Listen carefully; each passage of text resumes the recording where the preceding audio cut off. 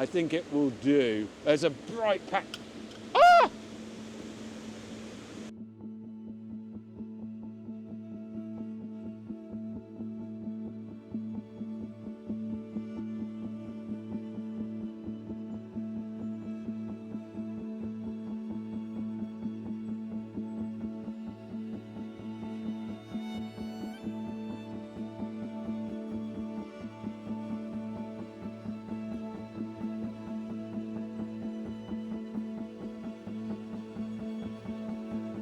Morning everyone, and welcome back to the vlog. Now I'm in the stunning Glen Nevis this morning, which is over on the west coast of Scotland, just by Fort William.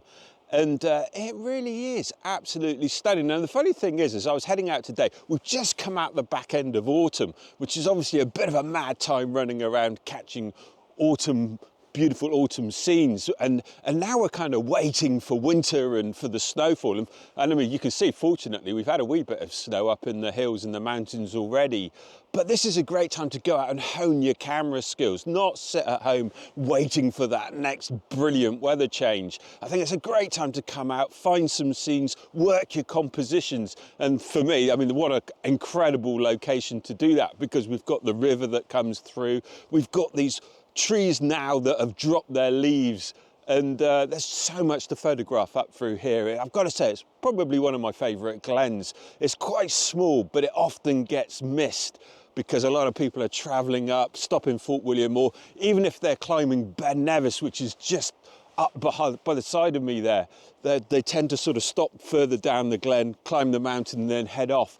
Not so many people come up through this actual beautiful glen. So I'm really looking forward to heading on down, finding some beautiful scenes, and yeah, it looks like it's going to be a good day. Very clear in the sky, but we've got a wee bit of cloud, so I'm really looking forward to getting out and photographing. So let's go see what we can find.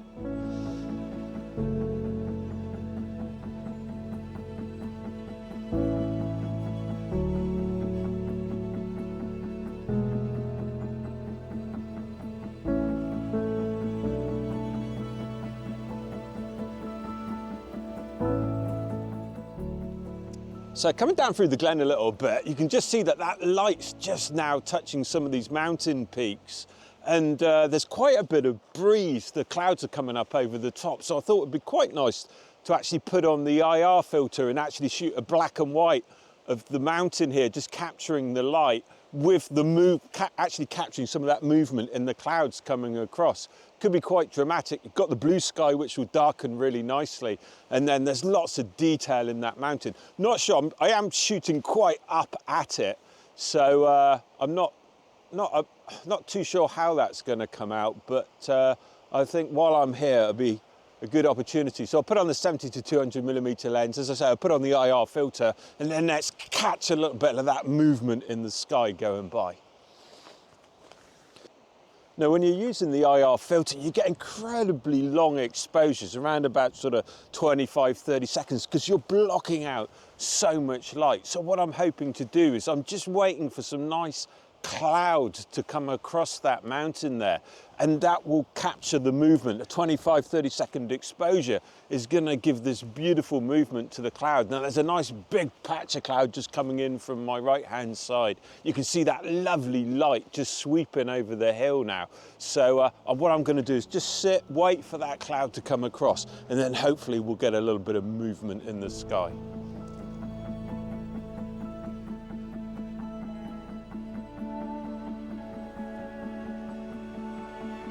So as I said, I'm shooting on my 70 to 200mm lens, around about 25 seconds, f6.3. I don't need much of a depth of field for this shot, ISO 640.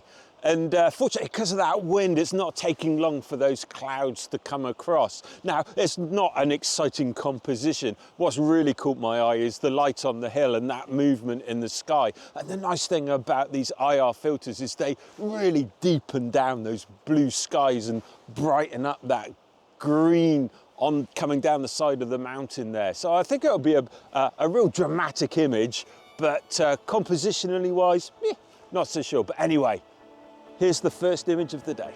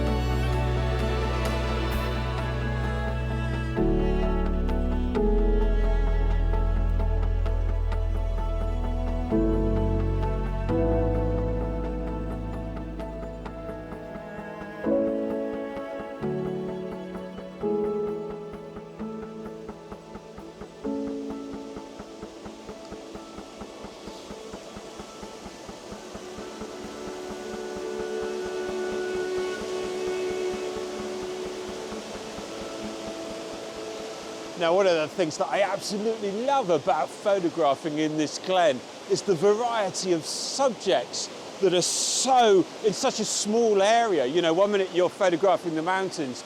I've pretty much just turned around, come this way a little bit, maybe only 500 yards from where I was photographing before. Now I'm photographing a waterfall. Later on I'll be going down photographing trees. It's an incredible place, really just to sort of, as I said earlier, hone your camera skills, try a variety of different subjects. Anyway, time to photograph a waterfall.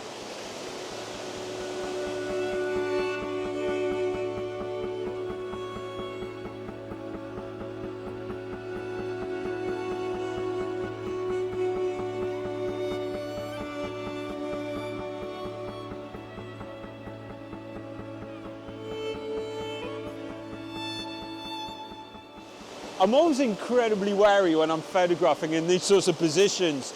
I have lost in the past a camera, lens and filters and watched it disappear, photographing the position just like this, where I turned around to get something out of my camera bag, caught the tripod with my arm and watched it disappear off down the waterfall, never to be seen again. Well, actually, I think I did recover it, but it was totally unrepairable. But that said, sometimes you have to push the boundaries a little bit just to get those shots. So anyway, let me show you what I'm looking at on the back of the camera. Now you can see we've got this beautiful falls coming down from the trees up the top there, and this lovely rock just right in front of me that water is cascading around. There's a wee bit of light coming up from behind me, and I've got the Maven polarizer on, and you can see just how much light is being knocked back, especially on the reflections of that rock in front of me. And I love the way that this cascades down. Now we have got another smaller falls on my left hand side, which we're cropped at the moment for video mode, but I've got a bit more of that in coming down the side there, which is really nice. Again, I'm shooting on around about 1/6 of a second, which is usually where I sort of set my shutter speed to, just to sort of see how much detail I'm losing in the falls, whether I can push it a little bit longer or shorten it, just to make sure that we don't get any blown out areas. I've really sort of made sure that I've caught that rock in the front there, in the foreground, with the water coming off of it, and I think it's just one of those nice images that really draws your eye up through the scene. You start off at the falls at the bottom, you work your way up to that very top set of falls. Now, I have sort of made sure that I've removed that sky at the top. You can see just how bright it is. So I've really sort of zoomed in and cropped out that top area, but there's some nice trees at the top which I think are really nice. So as I said, around about 1/6 of a second, f12, ISO about 200, 250, and yeah, another beautiful scene. Here's the image.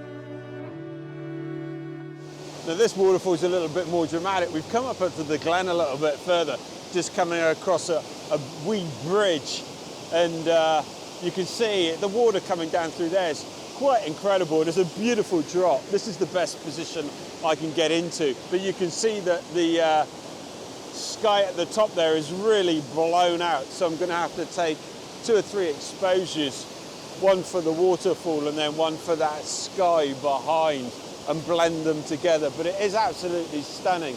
What I really like about this shot as well is the light's just capturing the trees up behind, and we've got the big mountain in the backdrop there, which every now and again catches the light.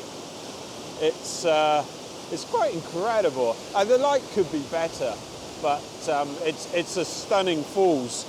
maybe if I could have got a little bit lower, but we'll get this shot anyway. It really is a dramatic waterfall. Now, as I was saying earlier, you know, I was talking about honing your camera skills. And what I mean by that is that a day like today, you know, it's not great conditions. The light's not great, and we've got some harsh light and not much sort of detail in the sky. But it's a great time to come out and experiment with shutter speeds, different camera settings, different lenses, so that at those times when you need to react quickly to get that perfect shot, you know what you're doing. The camera works easily in the hand because you're quickly responding to the scene. And it's only by getting out over and over and again that we can really get used to using our camera as a tool.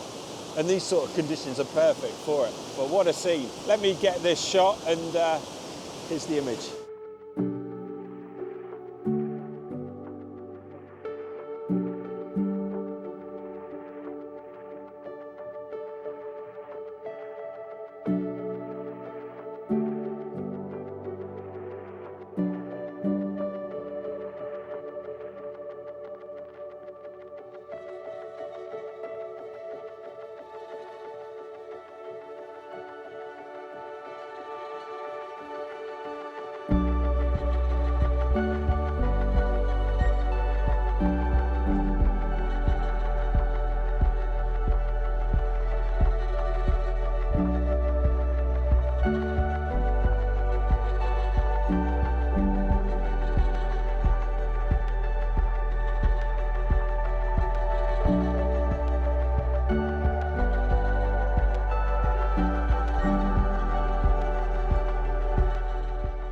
What an incredible scene. Just as you come further up the Glen, it just gets better and better. I mean, we're not too far up. I mean, it's only about a quarter of an hour drive up to this part.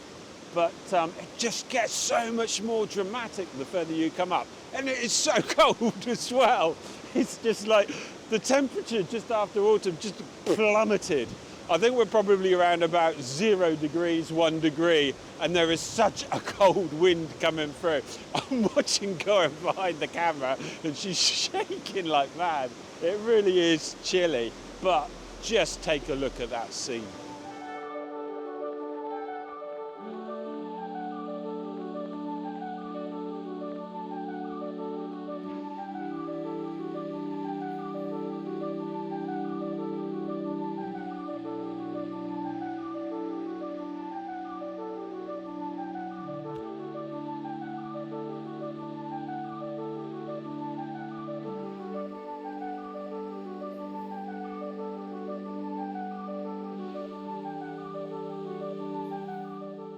So this is a beautiful scene straight off of the bridge here. It doesn't look like I'm going to be able to get much lower down, although I am going to try, but it really is beautiful. Let me show you on the camera what I've got set up.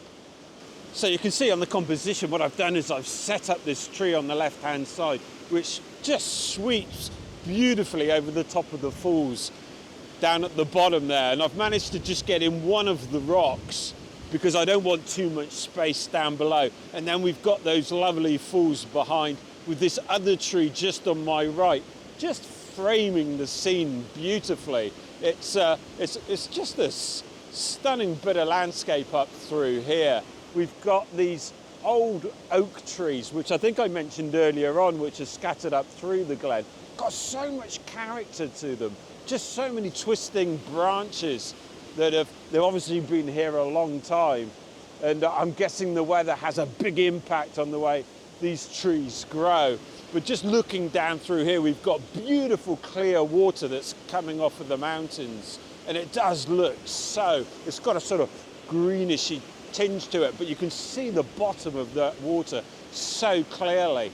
So I'm going to get this shot, and then I'm going to see if I can get down to those rocks down there. I don't think it is possible, but we'll give it a go. Anyway, here's the image.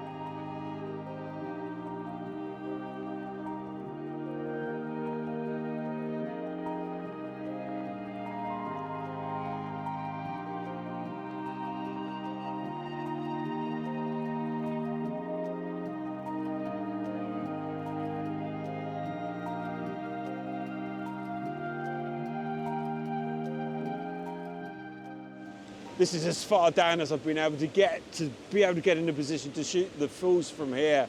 I'm stood in a very wet, slippery puddle, which I'm trying to balance on my left leg. Just to give you an idea of where we are, if I just zoom the camera around and up a little bit, you'll see Corin just up the top there filming me, which is just about as far as she was able to get down, and I've come down the side of the rocks here to get this shot. But I absolutely love this rock here in the foreground. The light's just capturing it, and you can see where that water's obviously come down really heavily over the years and has really sort of shaped that rock, and the light catching it underneath is beautiful. So not the best composition that I think I could possibly get, but I think it will do. There's a bright patch. Ah! Okay, so I just lost my polarizer there. That's the only problem with the magnetic filter. Absolutely love the magnetic filters, but it's gonna happen. And I just caught the end of the camera there and watched it disappear off. I can see it. I can actually see it there, down in the bottom of the riverbed. There's no way I'm going in to get it. That's unfortunately, these things happen. But anyway, let's get back to this shot. So you can see that we've got that rock with the beautiful shape and tinge to it at the bottom there. We've got the falls coming behind with the trees. Unfortunately, that patch of light that I was pointing to and wisping my filter off is a little bit too strong. So I might have to wait for that to go or knock it back in post. But what a beautiful spot. As I say, really difficult to get down to down here, but really worth it. So anyway, again, I'm shooting on around about a 1/6 of a second, and I did have a polarizer on. And here's the shot.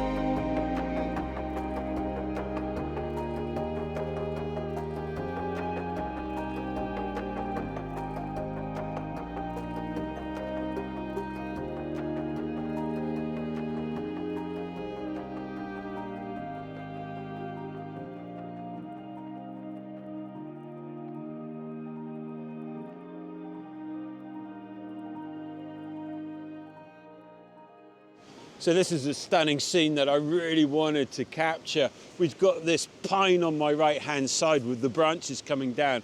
And then just over my shoulder, we've got that wee Scots pine. And it would make a beautiful sort of letterbox style image. But that light behind on those hills is way too bright. So just have to make a note of this one. I've snapped a picture on the phone just so that I remember the spot. But these pines, absolutely stunning. And I mean, this one is just hanging over the edge of the falls. I don't know how much longer it's going to hang on for, but if you're a tree, what a beautiful location to be.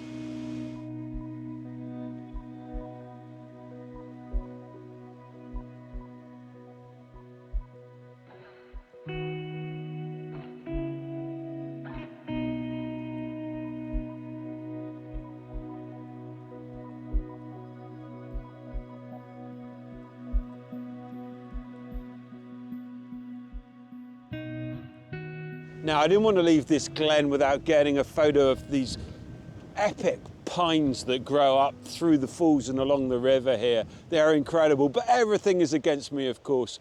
We've got wind, the light's not great, it's harsh behind, dark in the actual lower areas of the hills. But I'm not going away without one. So I've set up the best shot that I can. We've got a beautiful pine on the edge of a hill. But what I really like about this shot is there are lots and lots and lots of silver birches that are growing up the sides of the mountain there. And of course, they've lost all their foliage now. So it's just straight, bright trunks that are giving us these sort of lines coming down behind as a backdrop. So probably not the best shot, but a nice one to finish on, I think, just as I say, capturing these pines. Now, it's been an incredible day here today. And well, what do we take away from this? Did we take away that get out? It doesn't matter what the weather's like. It doesn't matter how dramatic the scene is. Don't wait for fantastic autumn colour or epic snow scenes. Get out there with your camera, learn how to use it and how to react quickly to conditions, how to work compositions, because that's the best time to do it and it still encourages you to be out. So that's it. Thank you so much for watching this episode of the vlog. If you've enjoyed it, please hit the subscribe button if you haven't already, hit the notification bell, and I think that's it. I look forward to seeing you in the next episode, and here's that final image. Thank you so much for watching.